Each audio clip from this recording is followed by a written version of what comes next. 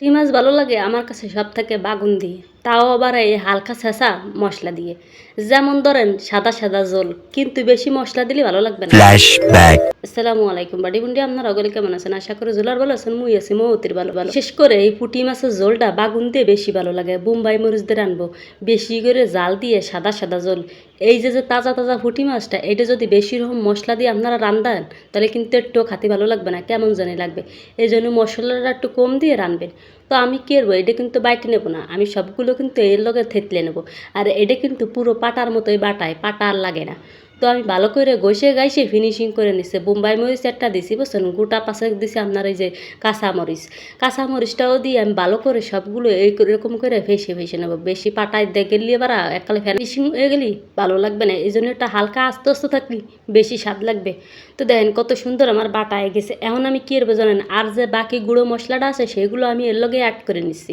যেমন ধরো ধনে গুঁড়ো, জিরে গুঁড়ো, আর হচ্ছে আপনার হলদি। এটার সাথে আপনারা ইচ্ছে করলেই দিতে পারেন আপনার শুকনো মরিচের গুঁড়োটা, কিন্তু আমি এই ঝোলটা একদম সাদা সাদা রাখবো, এই কারণে আমি শুকনো গুঁড়োটা অ্যাড করবো না।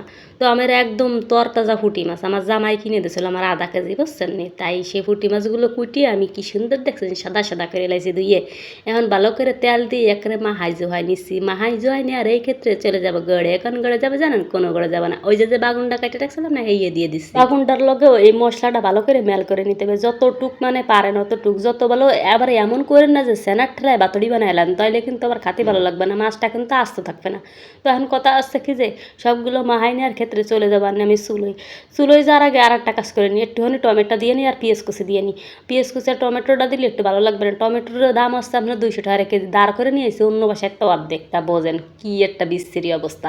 এমন কথা আসছে ওইটা ধুয়ে এই যে পানি দিয়ে দিলাম, পানি দেওয়ার ক্ষেত্রে আর একটা কাইলে জিরে দিয়ে দিলাম, কাইলে জিরে দিলে কিন্তু বেশি ভালো লাগবে। একটুখানি হালকা কষাই এখন ওয়াটার মই একেবারে দিয়ে দেবো, মানে একবারে যতটুকু আমার অ্যাড করা লাগবে এতটুকু।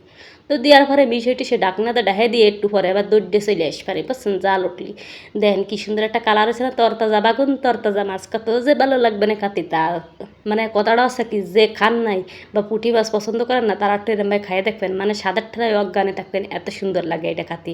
এটার মধ্যে আর একটু দুনিয়ার ভাতা অ্যাড করে দিয়ে দেবেন, বুঝছেন? কিন্তু কথা খান হচ্ছে কি, আমার বাসায় দুনিয়ার ভাতা নাই বলে আমি অ্যাড করতে পারি না। দুনিয়ার ভাতা ছাড়াই যে স্বাদ হচ্ছে মনে করবেন কি দুনিয়ার ভাতা দিলে আরও কত না ভালো লাগবে।